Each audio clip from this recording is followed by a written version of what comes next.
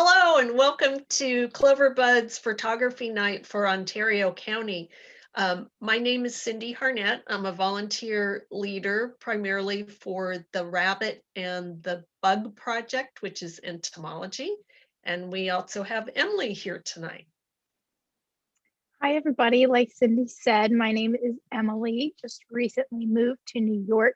I'm from Pennsylvania and I was involved in our 4-H program there. So I'm happy to be a volunteer with your 4-H now.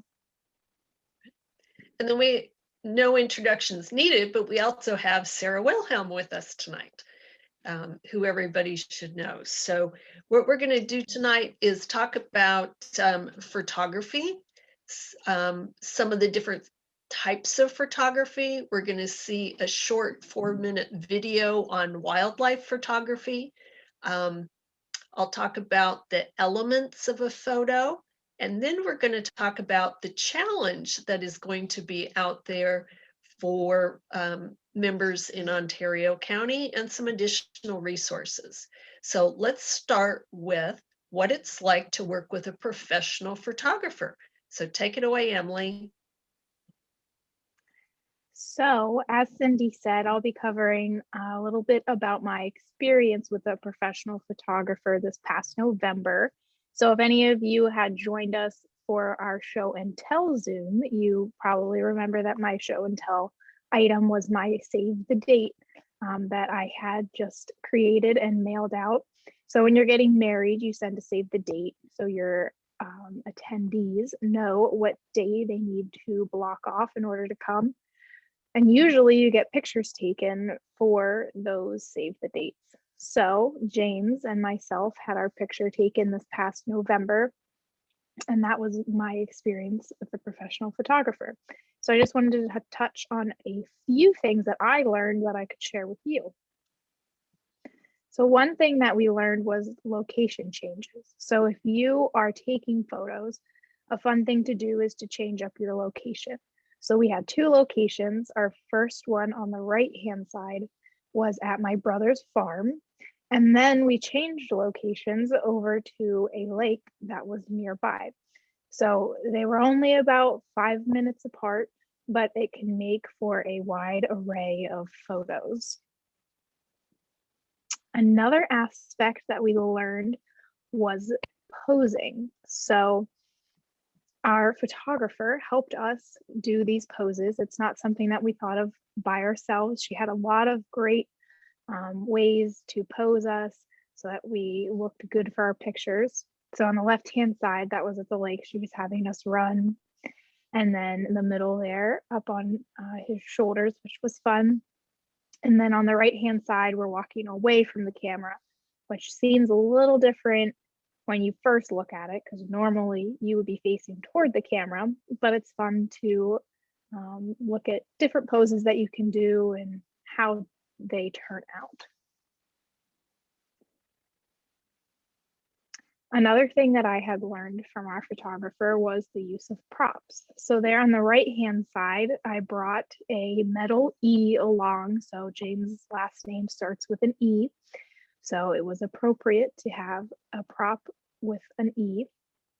And then on the left-hand side, one of my brother's cows actually wanted to get her picture taken with us. So we decided to go in the pasture with her because we know she's friendly.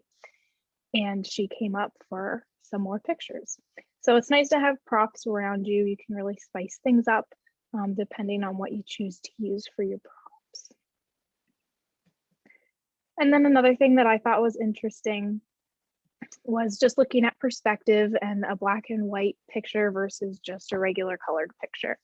So these 2 pictures were taken in the same area. We're sitting in the same spot, same lighting. However, the one on the right, as you can obviously see, is a black and white picture, and then the one on the left is just a normal colored picture. So you can really tell that it almost, I thought, makes it look like a completely different picture. So something that you might be able to work with might be filters or just doing black and white versus an in color photo. And then one more thing I wanted to touch on is outfit changes. So you can see in these 2 pictures, I have different outfits on, and it wasn't anything, too crazy. I didn't completely change outfits. I just put a different jacket on. So just by doing that, you can also really add more elements to your pictures. Thank you, Emily. Sarah's going to talk about a different kind of photography, and she took her pictures at the Ontario County Fair. Thanks, Cindy. So yeah, so what Emily talked about is what we might refer to as like portrait photography, where if you have been to fair, you know, fair is kind of the culminating event of the 4-H year. You might have seen me walking around fair with either my phone or my camera, just taking pictures of everything that was going on because I wanted to capture the moments that were being made at fair. So this is, I like to call it in the moment photography. Another name for it would be candid photography. So this is just a great thing to do, whether you're at an event or you're just at home capturing the moments of your day-to-day life.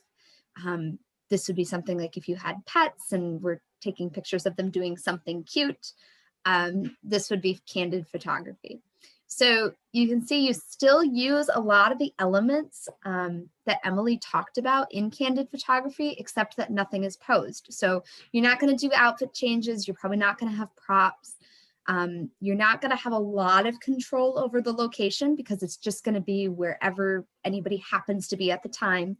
But you're still going to want to be mindful of lighting, you know, making sure there's not a glare behind the subject, or you might want to get to a different angle. For example, the picture on the left.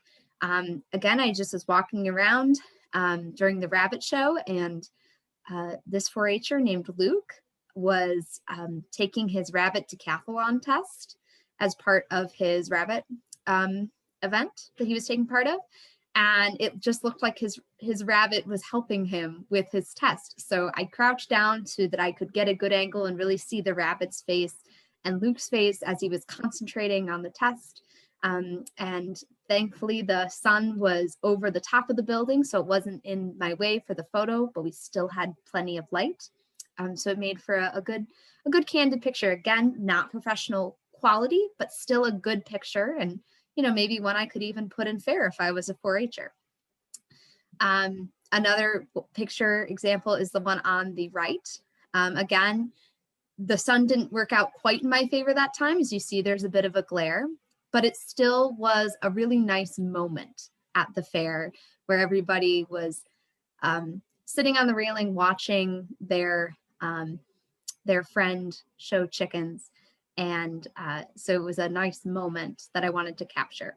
So just be mindful of that as you're walking around with your camera, with your phone. Don't just do posed pictures, but also capture moments that are happening, you know, as they come.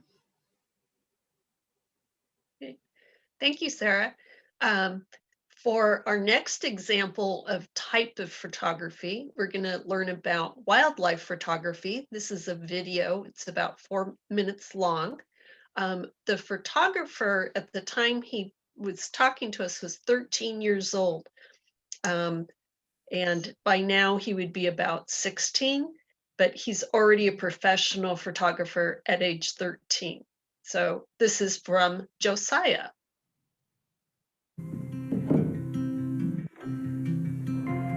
My name is Josiah Lonstein. I am 13 years old and I'm a wildlife photographer.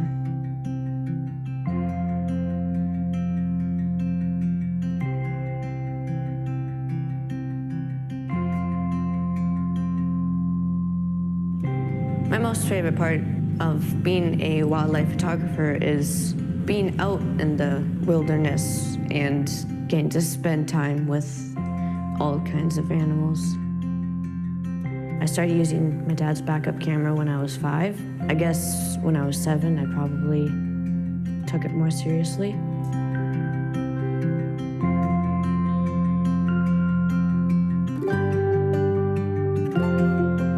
To be a wildlife photographer, you have to have a lot of patience for the right lighting or finding the animal in the right spot also determination to keep going out day after day, because you'll just keep getting better. As a photographer, you really have to pay attention to what's going on around you. Bighorns are my favorite animal to photograph. Where they live in the high country, in the mountains, because I love hiking, so it's just relaxing being out with them and hiking. During the late winter when they come down for grass from the mountains, we're out there a few times a week. I'm always trying to figure out how I want the picture to look before I photograph it. I like hanging around bighorns because they're just, like, if you're relaxed, they're relaxed, unless it's the rut, then they're a bit more skittish. You just spend a whole day photographing them and their environment. During the bighorn rut, all of the boys, called rams, come down and look for the girls. I guess you would say they're competing, for the ewes. I photograph bighorns enough. I know how they react, like if they're more shy or if they're just don't really care about you. I was very honored to be named the Young Outdoor Photographer of the Year in 2014 for the Photograph Bighorn Battle.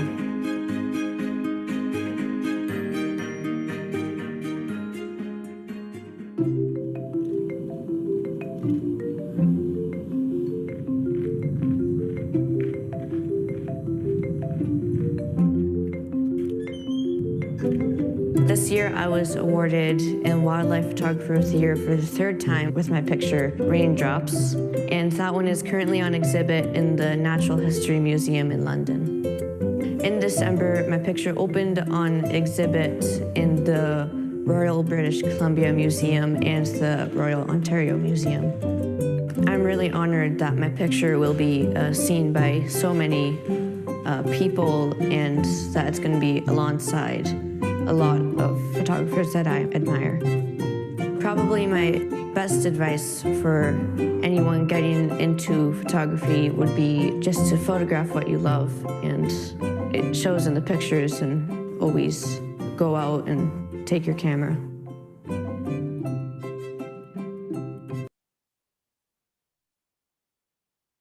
Thank you, Sarah, for showing that video. So I hope that's inspired you, that it doesn't matter that you're a 4-H member, that you can still learn and you can do photography, and then you can be an award-winning photographer as well.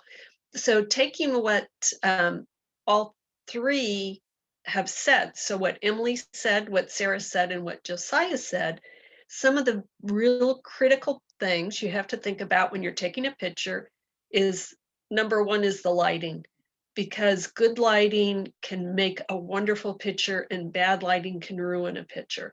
So think about if the light's overhead, to the side, if it's too dark, if it's too light, what sort of light that you have. And you may have to move your subject, if you can, to get better lighting, but you'll have to try it. The second element is your subject. And if you really concentrate in an area, like like Josiah was talking about being a wildlife photographer, and particularly bighorns, he is studying them. He's out there for hours, and that's part of why he gets such wonderful pictures of bighorns. But you don't even have to do bighorns. You can do your cat, your dog, your horse, your goat, your pig, whatever you have around, or just even the birds outside your window, that you would pick your subject. The other thing is that you want to know is that what it is about your photo that's going to have appeal or interest. And I think Emily's photos show this so well, where her pictures show the love between her and James and what a couple they are and how they are together, that it really comes through and is a lot of appeal and interest in her pictures that were taken of her to do that. So those are three things that you really want to keep in mind. So the folks who are actually on our call tonight are going to do a photography challenge, but we're going to open it up to everybody in Ontario County 4-H that they can also participate in a photography challenge. Right. So what you're supposed to do is we have 3 categories. For first category is 4-H project, second category is buildings, and third category is any animal. And that was decided by our group tonight. So if you take pictures, and you can use all 3 categories, select your best picture and email it to Sarah by March 24th, and then that can be included on our Facebook and in the Clover Chronicle. So we'd really like to have a great turnout of photos. You can submit 3, but you can only submit 1 photo per category. So if you have a lot of pictures of your dog, you're going to have to pick the best photo that you want to show to everybody else. And I think this is going to be a great time, and everyone's going to really enjoy it. So hopefully you've learned something tonight at Photography Night. And if you want to go on and learn more about photography, you can do the 4-H photography project and then exhibit your photo at fair. You can also learn from online sources and from the library. You can talk to professional photographers. One cool resource that's out there is the American Museum of Photography. This is a virtual museum, so you don't have to go to a building. And the website's photographymmuseum.com. And since we're close to Rochester, a really cool place to visit is the George Eastman House, an international museum of photography and film, which is just right in Rochester. That's at eastman.org. If you can't make it personally, or if they're closed during the situation, you can go online and you can actually do virtual tours of their exhibits, and they change their photography exhibits. One that I saw online was just on clouds, and it was fascinating because different photographers had taken pictures of various kinds of clouds, and they were just stunning to do that. The other thing you can do is go to see photography exhibits and study other people's work.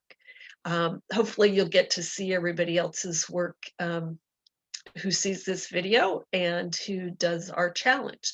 If you would like to see the video again of Josiah talking about how he takes his wildlife photos, we have the link for that as well. And thank you so much to Emily, and thank you to Sarah. And this concludes our Clover Buds Photography Night.